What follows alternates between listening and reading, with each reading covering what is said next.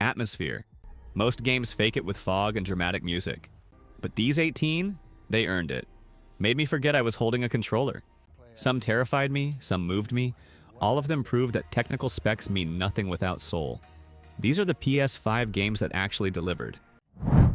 Look, I've played a lot of horror games, and most of them think jump scares and darkness equals scary. Alan Wake 2 laughs at that approach. This game creates dread the right way, through twisted storytelling and an atmosphere so thick you could cut it with a knife. You're switching between a writer trapped in a nightmare dimension and an FBI agent investigating murders in a creepy small town. The forest feels genuinely hostile, not because monsters pop out every 5 seconds, but because reality itself is breaking down around you. Remedy Entertainment actually respects your intelligence here. They trust you to be scared by ideas, not just loud noises. The way light and shadow play off each other, the unsettling performances, the fact that you're never quite sure what's real, it's masterclass stuff.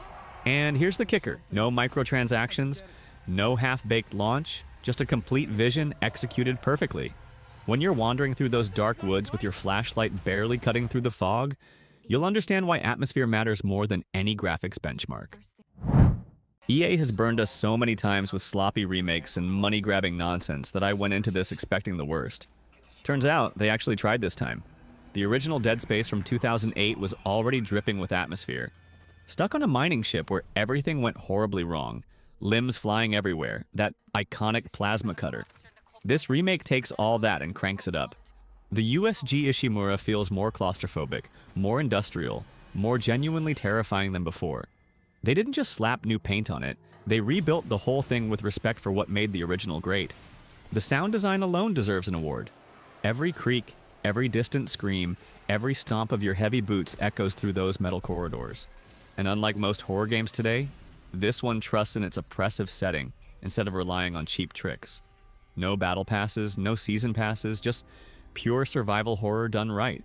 When you're rationing your ammo and a necromorph drops from the ceiling, you'll feel that panic in your chest. This game doesn't care about your feelings, and honestly, that's refreshing. Housemarque made a bullet hell roguelike where you die constantly on an alien planet that resets every time you fail. Sounds frustrating, right? But here's the thing. The atmosphere makes every death worth it. This isn't just some colorful alien world, it's hostile, strange, and deeply unsettling. You're an astronaut stuck in a time loop, finding messages from your own corpses, slowly losing your mind while alien creatures hunt you down. The weather shifts from calm to violent storms, ruins shift and change, and that haunting score never lets you relax. Sony charged full price at launch, which rubbed people the wrong way. But there's no live service garbage here, no pay-to-win shortcuts. Just pure, brutal, skill-based combat wrapped in an atmosphere that feels like a fever dream. The haptic feedback on the DualSense controller makes every raindrop and weapon blast feel tangible. When you're dodging hundreds of glowing projectiles while thunder crashes overhead, you'll get why atmosphere can make even repeated deaths feel compelling. Konami has done nothing but disappoint horror fans for years, churning out pachinko machines instead of games. So when Bloober Team announced they were remaking one of the most beloved horror games ever made, the internet lost its mind with worry. Here's the truth. They nailed it. Silent Hill 2 is all about psychological horror, guilt, and grief wrapped in the thickest fog you've ever seen. You play James Sunderland, searching for his dead wife in a town that reflects his broken mind. The original was perfect in 2001, and this remake understands that atmosphere was everything. The fog doesn't just hide monsters, it hides the truth from you. Every street corner, every abandoned apartment, every rusty blade scraping on metal. It's calculated to make you uncomfortable. Bloober didn't add microtransactions or unnecessary combat mechanics. They just rebuilt this nightmare with modern technology while respecting what made it timeless. The sound design will make your skin crawl. When you encounter Pyramid Head dragging that massive knife, you'll understand why some games become legends based purely on how they make you feel. From Software has been making brutally difficult games for years, but they usually trap you in dark corridors and cramped castles. Elden Ring said, "What if we made it huge and still oppressive?" and somehow pulled it off. This isn't your typical open-world game filled with map markers and hand-holding. This is a massive hostile fantasy realm that wants you dead. The atmosphere here works because nothing is safe. That beautiful vista? There's probably a dragon waiting to roast you. Those peaceful ruins? Haunted by something that hits like a truck. George R.R. Martin helped write the lore, and you can feel that dark, doomed fantasy vibe everywhere. The weather shifts from calm to apocalyptic. Castles loom on the horizon like warnings, and every cave entrance feels like a trap. No quest markers telling you where to go, no microtransactions selling you power-ups. Just you versus a world that respects you enough to let you fail. The way lightning cracks across the sky as you fight a boss on horseback, or how fog rolls through a swamp hiding creatures in the mist, it's atmospheric perfection. The original Demon's Souls from 2009 basically invented the tough but fair formula that made From Software famous, but it was stuck on PS3 looking crusty. Bluepoint Games took that classic and rebuilt it from scratch for PS5, and the atmosphere went from great to absolutely stunning. You're exploring the kingdom of Boletaria, which has been cursed by demons, and everything feels doomed from the moment you start. The stone architecture, the flickering torches, the way fog creeps through castle hallways. It's oppressive in the best way. Each area has its own distinct atmosphere. The Tower of Latria is basically a nightmare prison, while the Valley of Defilement is exactly as disgusting as it sounds. This remake didn't add loot boxes or dumb modern gaming trends, it just made an already atmospheric masterpiece look and sound incredible. The DualSense controller makes every sword clash vibrate differently. Every arrow notch clicks uniquely. When you're carefully walking across a narrow bridge with dragons circling overhead and one wrong step means plummeting to your death, you'll feel that tension in your shoulders. The atmosphere here doesn't just look good. It makes every victory feel earned. Sucker Punch made samurai movies into a video game and somehow didn't mess it up. You play Jin Sakai, a samurai fighting to save his island from Mongol invaders in 1274 Japan. Most open-world games feel like theme parks with copy-paste activities, but Tsushima actually nails its atmosphere. The wind guides you instead of intrusive UI markers, leaves swirl dramatically during standoffs, and everything from the swaying grass to the paper doors sliding open feels intentional. This isn't just pretty graphics, it's a world that breathes like a Kurosawa film. Sony included a black and white film grain mode because they understood the assignment. The weather changes dynamically, creating moments where you're trudging through snow or riding through fields of flowers with that haunting flute music playing. No season passes locking away story content, no microtransaction armor sets, just a complete game with meaningful DLC added later. When you pause on a hillside as the sun sets and wind rustles through the pampas grass, you'll get why atmosphere can make exploration feel meditative instead of like a checklist. Capcom was on a roll with Resident Evil 7, then somehow made this even better. You're Ethan Winters again, but this time you're hunting for your kidnapped daughter through a cursed European village filled with werewolves, vampires, and all sorts of nightmares. The atmosphere shifts constantly. One minute you're in a gothic castle being hunted by a 9-foot-tall vampire lady. Next, you're in a creepy dollhouse that'll give you nightmares for weeks. Each area has its own horror flavor, but they all feel connected to this doomed village aesthetic. The snow-covered landscapes, the decrepit buildings, the way enemies emerge from fog, it's classic horror movie stuff done right. And Capcom didn't bloat this with live service nonsense or DLC that should have been in the base game. The sound design is incredible. Every creak, every distant howl, every footstep makes you spin around checking your surroundings. When you're low on ammo creeping through Castle Dimitrescu's wine cellar, you'll understand why atmosphere matters more than just throwing zombies at the screen. Santa Monica Studio proved with 2018's God of War that they could do intimate character drama alongside epic god-slaying, and Ragnarok doubles down on both. You're Kratos and his son Atreus trying to prevent the Norse apocalypse while dealing with family drama that actually matters. The atmosphere here shifts from snowy wilderness to underground dwarven ruins to the literal realm of the dead. Each of the 9 realms feels distinct and purposeful. Svartalfheim's industrial forages, Vanaheim's lush jungles, Helheim's frozen wastelands.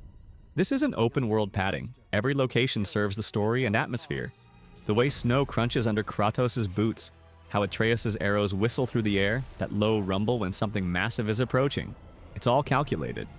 No microtransactions, no battle passes, just a complete sequel that respects your time and intelligence. The Leviathan axe returning to your hand with haptic feedback never gets old. When you're standing before a massive Norse god with storms raging overhead and your son fighting beside you, you'll feel that weight of impending apocalypse in every frame. Naughty Dog remade their 2013 masterpiece for PS5, and some people complained about the price tag. Fair criticism. But let's talk about what they got right: the atmosphere. This post-apocalyptic journey across America where a fungal infection turned people into monsters always had incredible atmosphere, but this remake cranks up every detail. The overgrown cities, the way nature reclaimed everything humanity built. The oppressive silence broken by clicking sounds from infected. It's haunting from start to finish. You play Joel escorting a teenager named Ellie across this destroyed world, and every environment tells a story about what was lost. Abandoned hotels, collapsed highways, the way sunlight filters through cracked buildings, it's beautiful and depressing simultaneously. The AI improvements mean infected react more realistically, making every encounter feel more dangerous. No multiplayer microtransactions shoved in, just a focused single-player experience rebuilt with obsessive detail. When you're sneaking through a flooded subway with spores floating in your flashlight beam, you'll understand why this story became legendary based on atmosphere and characters instead of shooting mechanics. Blue 12 Studio made a game where you play as a cat in a post-apocalyptic cyberpunk city, and somehow it's not just a gimmick. You're a stray feline separated from your family, navigating this weird underground metropolis filled with robots who act like humans used to. The atmosphere is what sells this whole thing. Neon signs reflecting in puddles, cramped alleyways stacked with rusty technology, robots living their lives in the remains of human civilization. It's lonely and melancholic, but also strangely cozy. You do cat things like knock stuff off shelves and scratch carpets, but the world around you tells this bittersweet story about what happened to humanity. The lighting is phenomenal. All those glowing signs and flickering screens creating shadows you instinctively want to hide in. No cash shop selling cat costumes, no seasonal content, just a tight 6-hour experience that understands atmosphere. The music swells at perfect moments, mixing electronic beats with somber melodies. When you're curled up sleeping in a safe spot while rain patters outside and neon lights flicker through the window, you'll get why this indie game captured so many hearts based purely on vibe. Arcane Studios made Dishonored, so they know how to craft atmospheric worlds, but Deathloop tries something different. A time loop murder puzzle wrapped in 1960s spy movie aesthetics. You're an assassin stuck reliving the same day on an island where 8 targets are throwing a never-ending party. The retro-futuristic vibe is everywhere. Brutalist architecture covered in colorful graffiti, vintage technology with a sci-fi twist, that funky soundtrack mixing with the constant party atmosphere. It's simultaneously stylish and unsettling because underneath all that cool spy aesthetic is something deeply wrong. The lighting shifts throughout the day as you loop through morning, noon, afternoon, and evening, changing how areas feel. Your rival assassin Juliana can invade your game, turning every corner into potential danger. No pay-to-win weapons or cosmetic gambling, just Arcane's signature immersive sim design where atmosphere supports gameplay. The DualSense adaptive triggers make each weapon feel distinct. When you're sneaking through a mansion at a wild party while planning the perfect murder chain and jazz music plays in the background, you'll appreciate how atmosphere can make repetition feel fresh. Square Enix ditched turn-based combat and made a medieval fantasy action game with giant monster battles, and the atmosphere is what saves it from being just another God of War clone. You play Clive Rosfield in a world where massive crystals provide power, and people called dominants can transform into kaiju-sized icons, basically summons from previous games. The atmosphere shifts from dark political intrigue in castle courts to apocalyptic battles where you're fighting building-sized gods. The medieval European setting feels grimier and more realistic than typical Final Fantasy fare. There's slavery, war, and genuine consequences. When icon battles happen, reality warps around you with destructive scale that actually feels earned. The music swells during combat with full orchestral arrangements that make every fight feel epic. No gacha mechanics like some Final Fantasy games, no pay-to-skip time savers, just a complete action RPG that occasionally remembers it's supposed to have RPG elements. The weather effects and lighting during massive battles create cinematic moments constantly. When you're controlling an icon throwing mountains at another god creature while the world crumbles, you'll understand why spectacle needs atmosphere to land emotionally. Ember Lab came out of nowhere with this indie game that looks like a Pixar movie but plays like a challenging action-adventure. You're Kana, a spirit guide, helping deceased people pass on while fighting corruption that's rotting the forest. The atmosphere is this beautiful balance of serene nature and creeping darkness. Vibrant flowers and waterfalls exist alongside twisted trees and hostile spirits. It's cute on the surface with those adorable rot creatures following you around, but there's genuine sadness underneath. Every area you heal tells a story about loss and moving forward. The lighting is absurdly good for an indie game, sunlight filtering through leaves, bioluminescent plants glowing at night. The way corruption darkens areas until you cleanse them. No microtransactions trying to sell you rot hats or cosmetics, just a focused 8-hour adventure with optional challenge modes. The music shifts between peaceful exploration themes and intense combat tracks seamlessly. When you're standing in a restored forest clearing with butterflies floating around and those little rot guys celebrating, contrasted with the dark, corrupted areas you just fought through, you'll see how atmosphere can make simple gameplay feel meaningful. Mobius Digital made something truly special here, a space exploration game with a time loop that resets every 22 minutes when the sun explodes. You're an alien astronaut exploring your solar system, uncovering why an ancient civilization disappeared and why your universe is dying. The atmosphere is existential dread mixed with wonder and discovery. Each planet has its own distinct vibe. Brittle Hollow collapsing into a black hole, giants deep with tornadoes flinging islands into space, the quantum moon that moves when you're not looking. This isn't action-packed, it's about curiosity and piecing together a mystery through environmental storytelling. The soundtrack is this haunting acoustic space music that makes exploration feel both lonely and beautiful. No hand-holding, no quest markers, just pure exploration driven by your own curiosity. When you're sitting by a campfire with a fellow traveler as the sun expands and everything ends, or when you discover something that recontextualizes everything you've learned, you'll understand why atmosphere can carry a game without traditional objectives. It's proof that indie developers can create something unforgettable through pure vision and execution. Insomniac Games has been making Ratchet and Clank games for over 20 years, and most developers would have gotten lazy by now, pumping out soulless sequels with loot boxes. Instead, they made this PS5 showcase that actually justifies the hardware. You're jumping between dimensions instantly, and the atmosphere shifts dramatically with each portal. 1 second, you're in a neon-soaked cyberpunk city. Next, you're in a lush pirate dimension. Then suddenly, you're in a dystopian, robot-controlled wasteland. Each dimension has its own visual identity and mood, from bright and colorful to dark and oppressive. The way rifts tear open reality with particles and light distorting around them. That's the DualSense and SSD working together to create atmosphere through technology. It's a cartoon aesthetic, sure, but every world feels distinct and purposeful. No pay-to-win weapon upgrades, no battle passes for cosmetics, just a complete game with creative weapons and tight platforming. The music adapts as you switch dimensions. The haptic feedback makes every weapon feel unique. When you're grinding on rails through a collapsing dimension while portals open around you and explosions light up the sky, you'll see why technical showpieces still need atmosphere to feel special instead of just pretty. Geography of Robots made this point-and-click adventure about industrial decay in Louisiana, and it's one of the most atmospheric games nobody talks about. You're searching for your missing brother in a fictionalized version of Norco, a real town surrounded by oil refineries and chemical plants. The pixel art shouldn't work for creating atmosphere, but somehow it captures that suffocating feeling of living near industrial wasteland perfectly. Rusted infrastructure, polluted swamps, working-class people ground down by corporations that don't care. It's depressing and real in ways most games avoid. The writing is sharp and weird, mixing Southern Gothic vibes with sci-fi elements and dark humor. There's this constant sense of decay and entropy, like you're watching a town slowly die. No combat, no puzzles that insult your intelligence, just exploration and conversation that trust you to connect the dots. The ambient sound design, distant machinery, swamp creatures, the hum of power lines, creates this oppressive background noise.